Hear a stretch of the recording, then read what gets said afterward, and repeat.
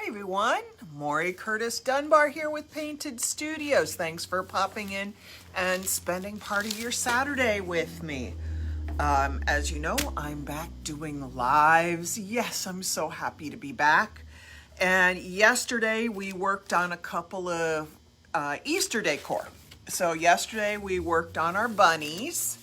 Put them back up. These are our bunnies. Hey Barb, nice to see you. So we did these guys yesterday, and then we finished off one of our ornaments or decor items because I clearly did not drill holes in this one. But think of how cute these would be on a wreath and stuff like that. So I've done one side. I obviously have to do the other side still. And then I finished off the other one that we started yesterday.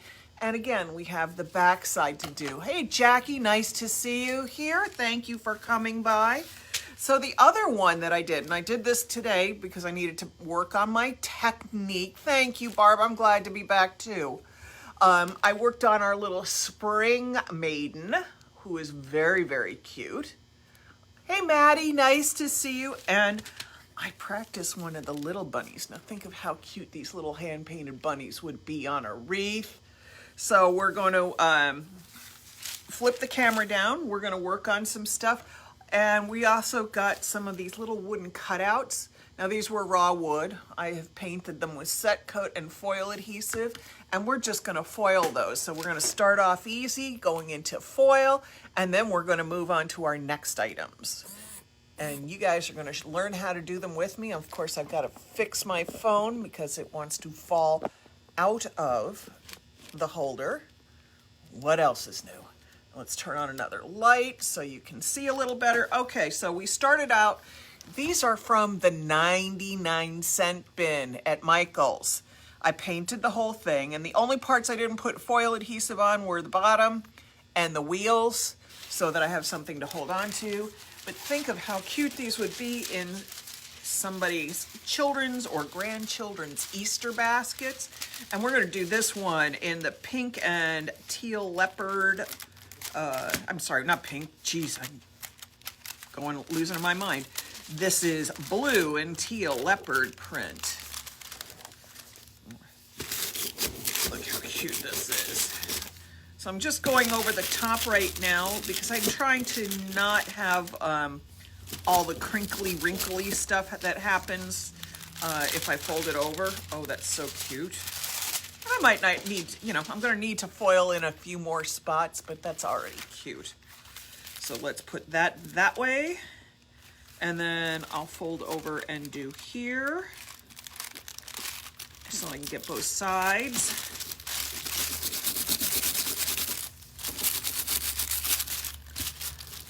And if I did a terrible job, this is my first foiling job in over a month. So if I do a terrible job on it this time, I can just put some more foil adhesive on it. Do it again. Rub all of this. Feel where all the adhesive is. Get it on there. Give it a little buff. Now normally I do it over black, but I had no idea what I was doing with these once I first got my hands on them, so I just painted them different colors. So we're going to foil that, and we're going to have these little blue leopard print car. How cute is this? Now, if I can do that kind of rubbing on this and get a good release with my bad thumbs, one that's healing from surgery, one that needs one, yeah, this is that easy to do. And let's see. Get in here. Now, if you have a coarser surface, like the bottom of these wooden cars are like the end cut wood, so you might not get great release right on them, but you'll get some. And I'm okay with not perfect. So I like to come back in, touch up spots that need it, feel in for stuff, do a little scrub, peel it off. That's better. I may not have done a very good job applying foil adhesive on this last night. I was tired. Did my first live in 5 weeks. Painted a whole lot of stuff. And then I put foil adhesive on. So I might not have been paying that much attention when I did this. Of course, again, porous wood, imperfect surface. I'm not going to get it 100%, but still, that is so cute. And if I'm not happy with this, if I think I don't have enough release, I will put another coat of foil adhesive on here. And it is a very imperfect release on this because these are 99 cents. Now, I think we discussed some of this at Christmas time when I was doing the wooden cutouts of Mary and Noel and stuff like that. And when you get into these cut areas in here, this is rough even after sanding because you put the paint on it, it raises the grain. You sand it down. You put the foil adhesive on it, and it might still be a little rough. So yeah, I might want to put another coat of foil adhesive on here and do a second coat of the foil to get the best release possible. Now, this is one of these little wooden horses. How cute is that? Again, all of this area along the edges, this is end cut wood, so we're gonna have some grain on it. I don't know how well this is gonna take it. We're gonna find out. We're gonna do this rocking horse in pink camouflage foil. So we're gonna put this down. Let's see, how am I gonna do this? I'm gonna put this way, and I'm gonna fold it over. I'm not gonna try to get the top, and what I'm gonna try to do is slide the foil. Well, that didn't work because it's stuck. I was going to try to slide the foil down under the wheels. Well, we'll just have to wait for that for later. Because I did actually slide some foil adhesive in behind the wheels. So we'll see how this comes out. Let's flip this over this way.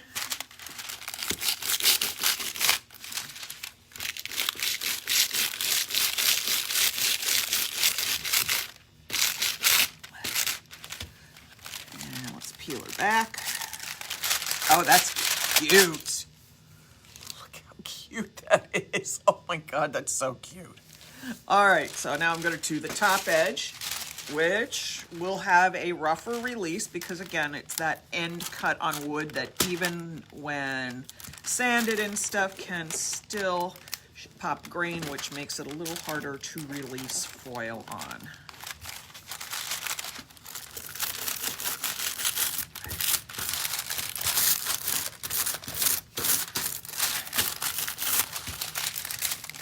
Get in here and rub it with my fingers. Sometimes your fingers do what scrubbers can't.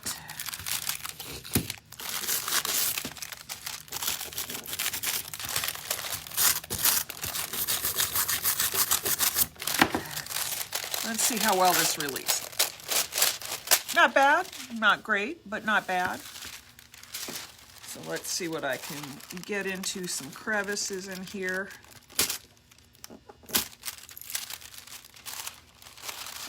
Crevice between the ears.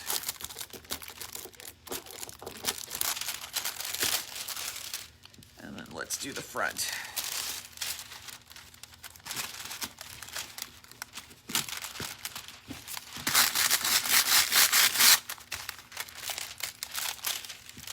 And again, think of how cute these would be in somebody's Easter basket.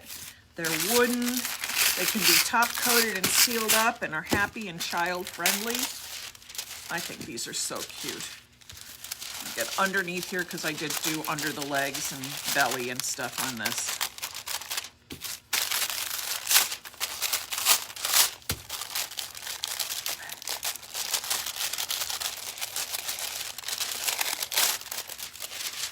All right, let's go up under the tail on one side and then under the tail on the other. Now, this is going to be a little challenging. I'm going to actually take a paintbrush end and sort of rub up under here with the paintbrush because I can't, it's not like I can get my fingers or a scrub brush or even a toothbrush up under there.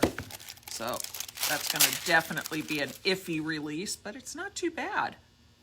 I thought it was going to be worse because I do these things so that we can watch me do them on camera and then determine whether or not some technique is successful. That's not too bad. It's not great, but again, look how cute our little horse is. And then the last one is a little bus. Where did I put my foil for the bus? Now, this little bus reminds me a little bit of a VW van, so I kind of went psychedelic and 60s with my foil choice here. I'm gonna go with the Galaxy glitter foil. I mean, this is just like so perfect for what looks like a VW minibus to me.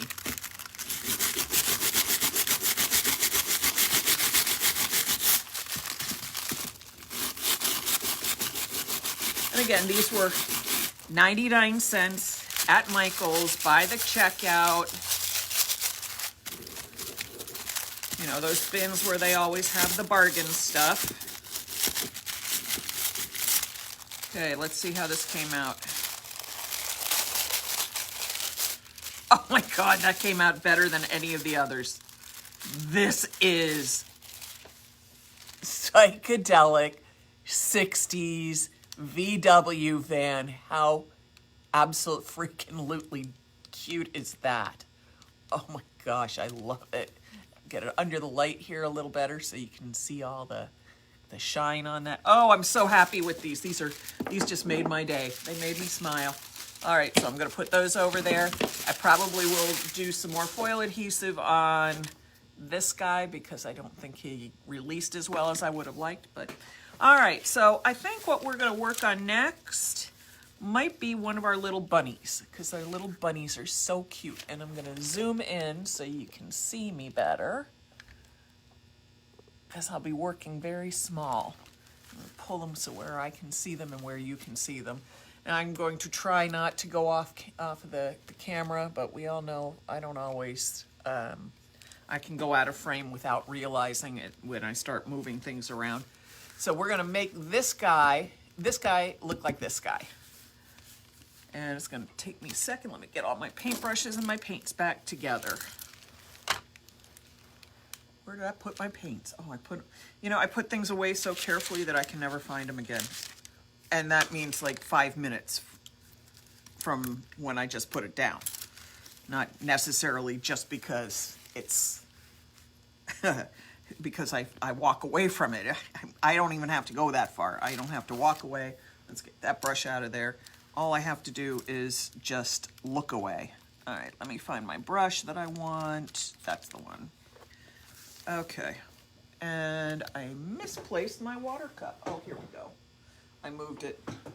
Clearly I've been painting. This is my dirty paint water. I've been painting all day. That doesn't matter. It will not show up in the end result. All right, so we're gonna paint him like this. I'm gonna take pink and start with my heart.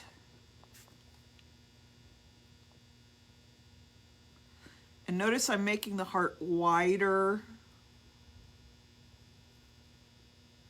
than it is long because there's details that go under the heart, and so you need to leave a little room there.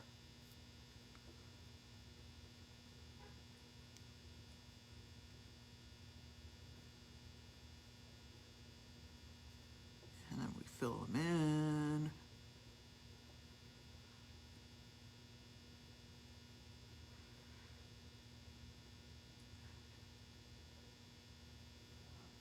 Alrighty, there's that. Still need a little more pink. I washed my brush out prematurely. I got a little too excited about brush washing out. Alright, so I'm going to put the dot here.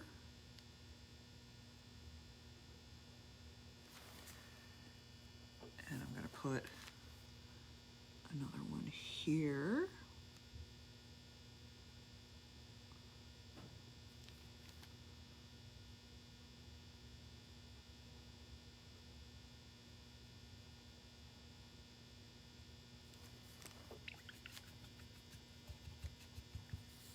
Okay, that's done. And then if you remember the little brush that I told you about yesterday where I constantly have to kind of work it back together because the tip wants to fan out. So that's this one. It's a really super useful little brush when I'm working in little details. And I'm working off of the same palette we had yesterday. All the colors are the same. We've got Faux Effects Set Coat Deep Blue, Faux Effects Set Coat Black, Faux Effects Set Coat Coral, Light Coral, Faux Effects Set Coat Red, Faux Effects Faux Cream Color Parrot Green. I'm going to come back and you'll understand why in a second. We have Faux Effects Set Coat White. In the Set Coat White here, I've mixed some of the deep blue. In the white set coat here, I've mixed a little of our parrot green. We have Faux Cream Color Yellow and Set Coat White with French Red faux color in it. So now I've got a palette, and this palette stays covered, and I use it repeatedly over and over again for doing these because I'm making quite a few of them. So, you know, definitely look into getting these little palettes and covering them with, press and seal. And that really makes it easy to mix a whole bunch of colors and then keep them in place. All right, here we go. I'm gonna go in and start doing our little tulip shapes right here. And that's not gonna be a great color choice for there. So I'm switching my colors because I was gonna go green. That's a bad color option for right there because it literally just disappeared. So let's try the blue. That's better. While it'll still be subtle, it doesn't just completely disappear the way that green wanted to. And we make our little tulip shapes down here.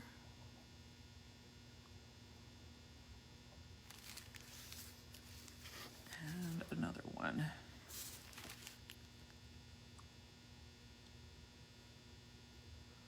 So somebody asked me, how do I, when I see something like I did with the original ornaments that I'm interpreting from, how do I figure out what to paint first? Well, some of that comes with experience, but usually I look at what's in the back first. So those are, you know, those have to be laid down. So if I'm looking at this, which was the original ornament, obviously the pink is going over the red, so, and then all the other stuff bases around from the heart. So first I paint the red, then I paint the bigger figures on the outside, because again, I can tell from the fact that the paint goes over them that these items were painted in before. The little frond painting kind of stuff went in. So I'll paint the blue like I did right there. I'll paint the red dots like I did here, and we'll just keep building on that. All right, so let me get my brush back. And let me get some pink paint. So we're gonna have to do these little dots right here, right here,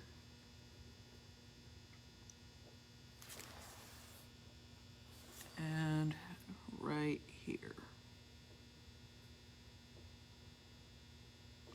So if you look at my original pattern, you'll see that these pink dots mirror where the red dots are. So I've got one here and one here, one here, one here, one here, one there. And then I just keep building up. So I think on the next spot that I need a little dot of the light coral color. So I have a little dot spot right here that the fanning plumes are going to come out of. And I need a little one on each one of these dots because each one has a little plume that it has to have coming out of it. Okay, that's done. Got to keep that brush tip together. And this is what I deal with. I hate it when it splits like that. Makes me nuts.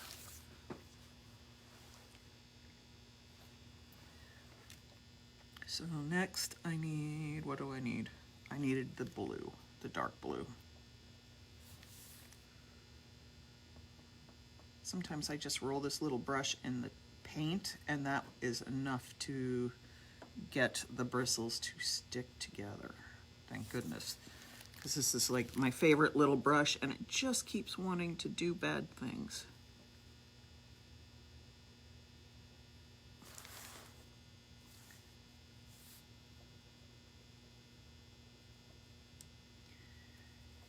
And unlike other times, I usually want a lot of paint on my brush, because I'm using the brush strokes themselves. As opposed to painting a shape and filling it in, I'm using the brush itself to create the shapes. So I want to have my brush generously loaded so I don't have to go back over it and lose what I just did.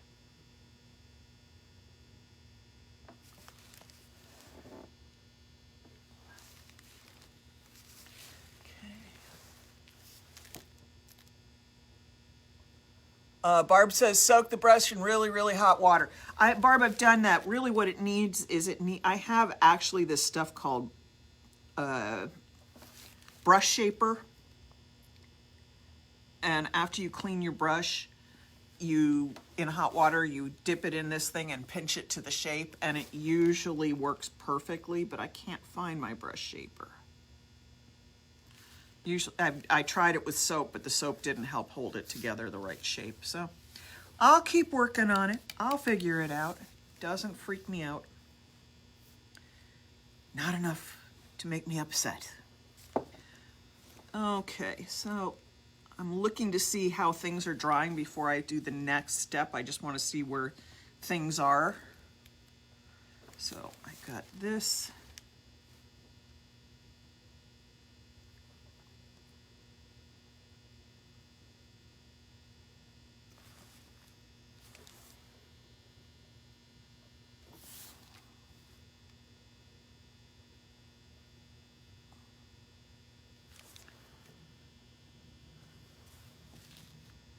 Is a very Pennsylvania Dutch, very rustic feel to the style of painting I'm doing.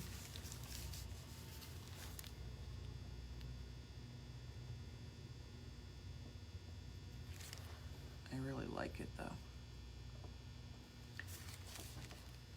I find this kind of thing, that's too wet for me to paint on still. Went and looked at that dot, and that dot's so shiny. I'd just be putting red paint into pink paint and making a mush. All right, let's let that brush dry for a second. I need a different one. Let's take this one. I'm using rounds. I have a few liner pens, brushes, but mostly what I'm using is round because I can get in tiny points and then flatten out and make larger shapes too.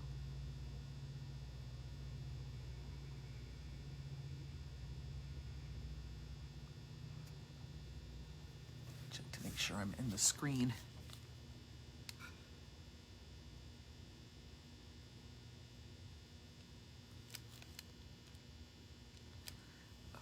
Okay.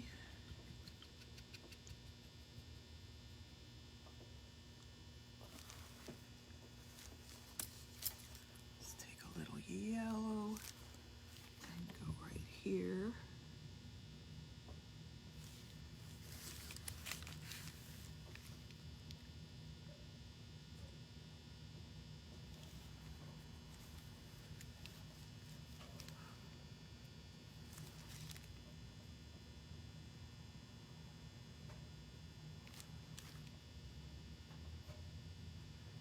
And this is very tiny work, so if you're easily irritated by things that are small, this is not going to be a great project for you. But again, you can translate it into larger, because look at that. How cute is that? Okay. And if you're like me, that sometimes you love doing little tiny fussy stuff, then this is for you too. Okay, what color am I going for now? Let's do the dark blue.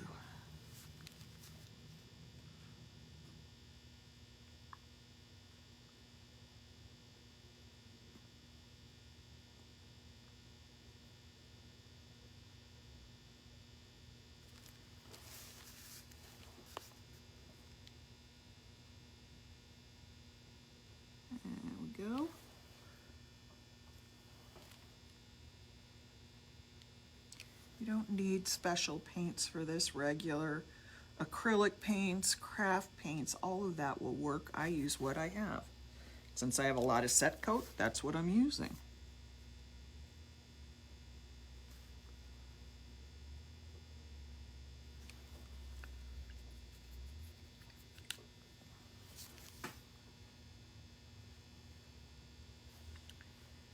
Okay, now we got to do a lot of little brush work here. Let's start with the parrot green. And let's see.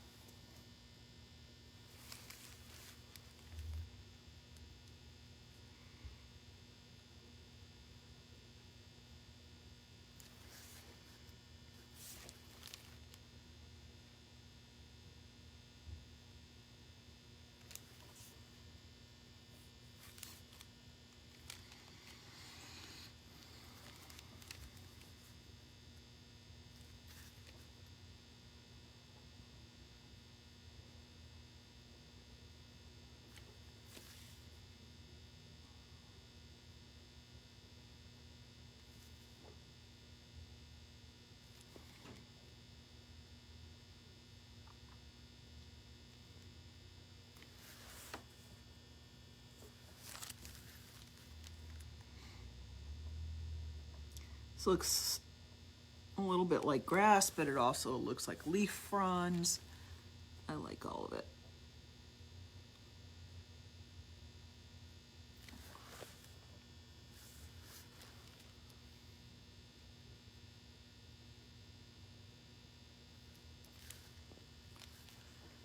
Okay.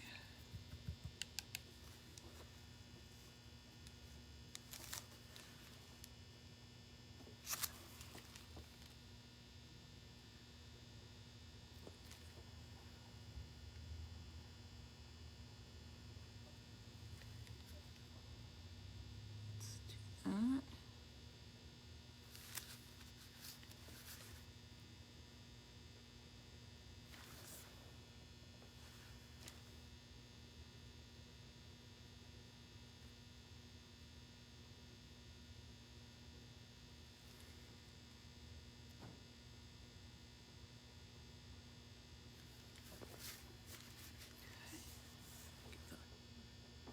That one over here.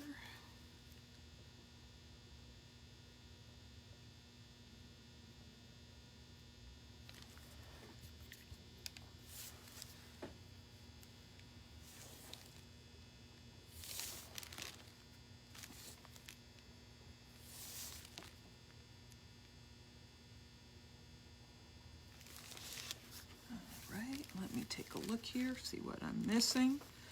All right, I know what now. There's not much left to do.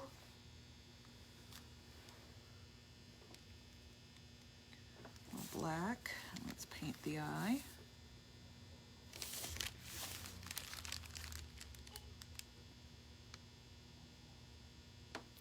Make sure I'm in the middle of the screen so you can see what I'm doing.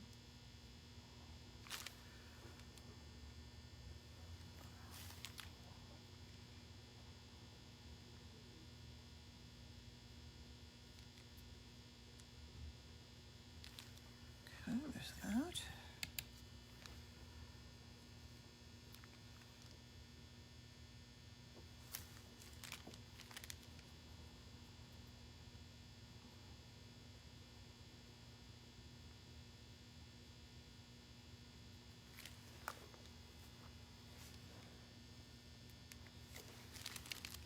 Let's get our little bunny finished.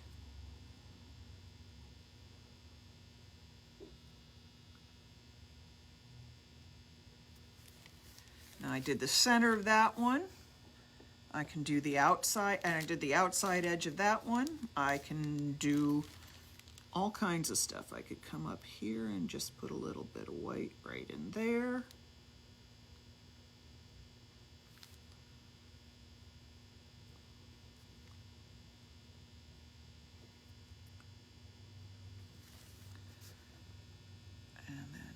little tiny bit of white and drop it in a highlight on the eye.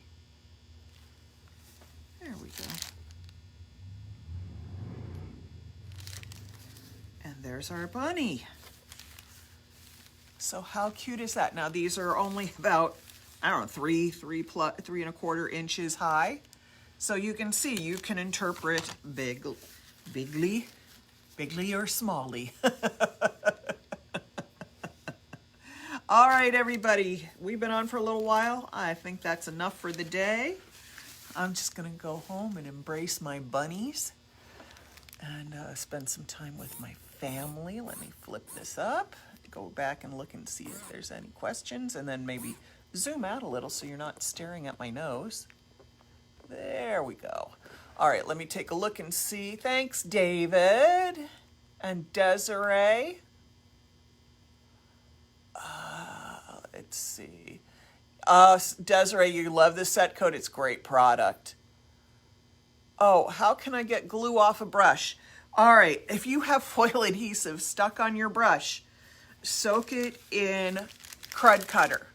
Dawn Power Dissolve, Simple Green, or Faux Effects Easy Clean.